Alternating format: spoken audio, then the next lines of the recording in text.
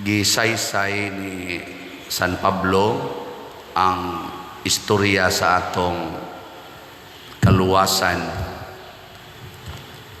Ang unang nahitabo nga iyang gipalambo ang pinili niyang katawhan, ang kaliwat ni Jacob, katong 12 ka nasod or 12 ka tribo, mga anak ni Jacob or anak ni Israel.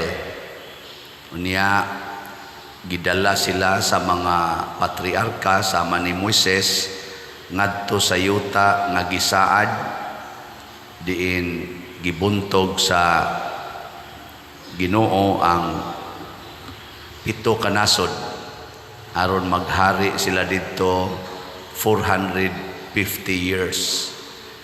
Niya doon na dito'y hari nga gipili sa Ginoo nga gidaig niyag maayo, mao si David. Pero ang misyon ni David mao ang pagpatay sa ilang mga kaaway o pagpasurrender nila, pinaagig espada. Niya katong maong gingharian kay nabuhi mas espada, gibungkag o gipatay pod pinaagi og espada. Mo na naulipon sila og nisaad na sa dang Ginoo og bag-ong hari nakaliwat ni David og mao na ni si Jesus.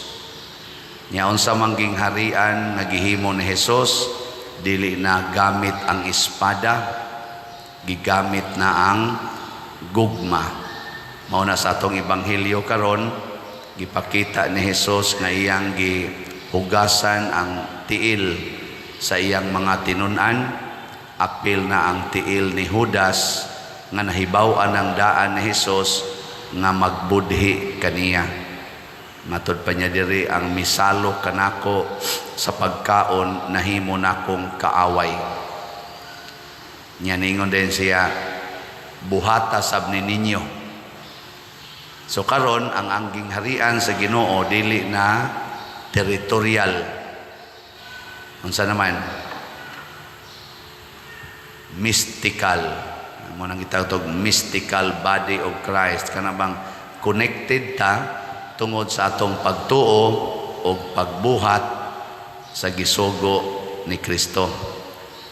Sige, lingian na imong tupad ing na membro ka sa gingharian ni Kristo. Pangutan-a ba ing na membro ka aning iyang gingharian? Wala na ni siya'y teritoryo. Mabitaw din sa atong parokya, nagpasalamat nga ang nakigmimbro na to din territorial parishioners o online parishioners. Niya kon mangayo ganitag hinabang, pinaagis ato mga slat-slat, ang mamalit, ang tagadinhi o ang katong dili tagadinhi, mga online parishioners. Salamat kaayo. Nya ako lamong taga-update report sa atong slots nga nahalin. As of yesterday, sa atong SBF DAG, ang atong halin niabot na og 17,009 slots. Pakpak. Pandaghana. Nya kutob sa nipalit ani na membro sa gingharian sa Ginoo. Nya kadtong wa mo palit, bisag nakadungog unya naagyoy ikapalit, dili na membro sa gingharian sa Ginoo. Nya sa ato sang special slot kadtong para sa atong Holy Week o sa fiesta, 45,000 man to ka slots atong ibaligya nga GPHJ or God's Protection, Healing and Joy. Nya ang ato sang halin ning abot og 45,742 ka slots. Pakpak. So equivalent ni siya 4,574,900 209 pesos and 47 centavos. Nya ang atong total nga gasto, ang total lang niabot sa 4,484,097 pesos and 72 centavos. Natay sobra nga 90,111 pesos and 75 centavos. Pakpak. Ang namalit ani dili man gyud tanan taga dinhi. Bisag imo nang susihon imong tupad na magipipila dihang wa gyud kapalit. Tag 100 raman ni siya. So mao na ang nipalit member sa gingharian sa Ginoo. Ato lang anaon pagsulti kay nakighiusa man dinhi bisan og dili taga dinhi. Nya do na pagita atoy 10 slots challenge. Ang nakaapil sad niabot og 372 ka 10 slot challengers. Oh, di ba? Pakpakya ko. Mauna ni ang gingharian sa Ginoo na ang taga Canada, taga Australia, Amerika, Europe, China, asa panandapitang lugar sa tibuok kalibutan pwedeng mamimbro dinhi sa maong parokya nato, pinaagi sa ilang pagpadala og hinabang. Ug mao kini kaning ilang pamalit nga slots, mao ni ang gesture or kanibang buhat sa paghugas sa tiil. Kay unsa man ang paghugas sa tiil? Ang pag-alagad sa tao nga mga nanginahanglan. Kanabang alagara nimo ang nanginahanglan, apil ng imong kaaway. Kamong mga asawa, andam ba mong muhugas sa tiil sa inyong bana o sa tiil sa iyang kabit? Anda mo? Sige, tubag. Dili na mo mamimbro sa gingharian nga gitukod ni Kristo. Kamong mga bana, andam ba mong muhugas sa tiil sa inyong asawa o sa tiil sa iyang kabit? Mga bana? Na, wagi tingog. Dili na sad ka mamimbro sa gingharian sa Ginoo. Ang kuan, ang pari, andam bang muhuga sa tiil sa mga parishioners, apil na tong magsigig libak o magsigig daot niya? Ug ako'y pangutan-on ninyo, okay, pangutan ako. Of course. Kay kahibaw gyud ko nga kanang gasigig kontra nako, gasigig libak nako, sooner or later makapalit ra sa nag-slot. Maabot ra gyud ang panahon na. Muna ingos Kristo, kinahanglan mahisama gyud mo nako. Dili mo mulahi nako. Muna sila sad si San Pedro ang nagsunod ni Hesus, ila sang gihigugma ang tanan, apil na si San Pablo, ngat kaniadto Saulo nga nagsigig lutos nila, mao pa gani nagpatay ni Esteban ang atong unang martir.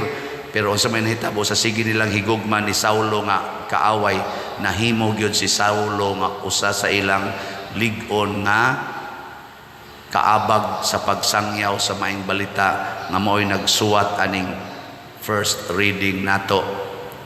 Mahimo ra gyud na natong higala ang atong kaaway, basta di lang gid ta mangaway. Magsige lang tag alagad. Ang ilang panginahanglan, tagaan natog alagad. Kung gusto sila nga ila kang kuha ag yuta, ihatag ang yuta. Kuhaan kas imong kwarta, ihatag ang kwarta. Ana. Nya human awayo na sad ka. Sige lang yun, hatag. Moabot ka ng panahon nga magsige na sila og pangita nimo kay mangayo na sa naglaing pabor. Kaya mo ang mga yawanon, magsige man nagpangayog pabor. Ang kana mga Diyos nun, magsige naghatag og pabor or favor.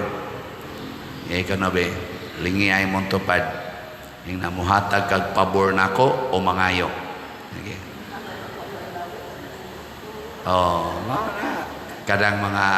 Kadang mga ginikanan na magsigig sugo sa mga anak, Wa na, peligro na nang mawagtang sa Pasig. Nya kana sang mga anak nga magsigig pangayo sa ginikanan, mahinumdom las ginikanan kun mangayo na, unyag di gani wa gani pangayoon, mura lagway bili ang ginikanan, kana din asa na membro sa gingharian ni Kristo. Kanang pare nga magsigilag pangayo og pabor gikas parishioners, kana di sana mamimbro. Kana sang parishioner nga magsigilag pangayo os pare, mo pay apiki kay kolekta pangyoon pa, kana din asa na mamimbro. Karon ihatod nato sa Father Arnel Ponce ngadto sa kolonya, na ipipila nato dinhi mohatod atong iampo nga maliwat unta siya ni Kristo, nga adto unta niya dito pabungahon og maayo ang iya sang paghugas sa mga tiil sa tanang katawhan alang sa kaluwasan. Mao na sa atong tubag sa Salmo, mapahinumduman kita unsa to itong tubag, hangtod sa kahangturan awiton ko ang kaayo sa Ginoo. Pasabot, akong sundon ang kaayo sa Ginoo hangtod sa kahangturan. Ug ato ning buhaton, porting nindutang puy-an sa kalibutan. Mao ni atong parokya ninindot tungod kay daghan ang nakighiusa nato nagpamimbro sa kuan ni Hesus iyang gingharian. Ang atong SBF dag na apay kuwang nga 58,991 ka slots, nga tag 500 per slot para nis pagtukod sa tong building. Na ay ni comment sa atong YouTube, giingnan ko sa usas mga nato sokom nga niingon, Father, ngano man nga sige mangkagpanindot anang kumbento og simbahan nga wa man magsugo ang Ginoo ni ana. Ang sugo sa Ginoo alagaran man ang mga kabos, dili man magsigig panindot anang simbahan. Nako kani siya nalimot tingali nga ang sugo sa Ginoo ni Solomon katong anak ni David, specific kaayo ang paghimo sa templo o pagkahuman niya itong maong templo. 46 years man tingali ito nahuman, maoy labing nindot nga templo. Ang Ginoo mga igsoon di gina muhimog bati, ang himuon sa Ginoo nindot. Ang Ginoo di gina magmantinil, tanawa ra gud nang imong naong o gimantinilan panas Ginoo hiwi unta kag ilong, gimantinilan panas Ginoo nangahibat unta nang imong bakba, kanang imong mga mata nga pikot unta nang pikas kung gimantinilan patas Ginoo. God is creating perfectly beautiful creatures. Nya kita sang nagsunod sa Ginoo maghimo sa tag nindot nga mga butang aron ang kaayo sa Ginoo ato gyung masangyaw.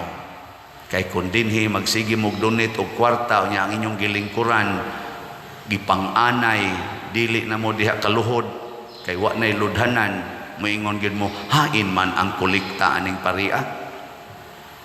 Labi na gyud mga paong na ni atong suga unya maputla na tas kurente, hain namang kolekta aning paria.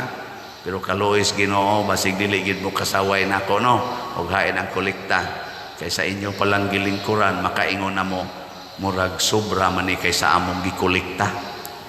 Okay, pila ra may kolekta nato dinhi, pero naa man sa mga online parishioners magtan-aw mo aning ato mga facilities dinhi, makaingon jud ka hangtod sa kahangturan awiton ko ang kaayo sa Ginoo. Kay kundi patungod kay naay Ginoo gimantinilan ra gid unta ni natong atong mga butang dinhi. Mao na ang paghatag sad nato sa atong mga kaigsuonan ug mga hinabang wa dili sad mantinil, nindot sad nga mga hinabang. Tanan ato gyung buhaton for the glory of God. Mao na ang paghugas sa tiil sa atong mga kaigsuonan ang pagpaubos o ang pag-alagad mao ginay makapanindot sa atong kinabuhi. Kanang pagsigig panaway, kanang pagsigig criticize, kanang pagsigig daot mao ginay makapangilad sa atong kinabuhi. Gikatapusang lingi sa imong tupad. Ing nasugod karon din agyud ta manaway. Sige na. Nasugod karon di na ta manaway. Ha? Aron wa nay ma-insecured. Manindog data mga dili hinawayon.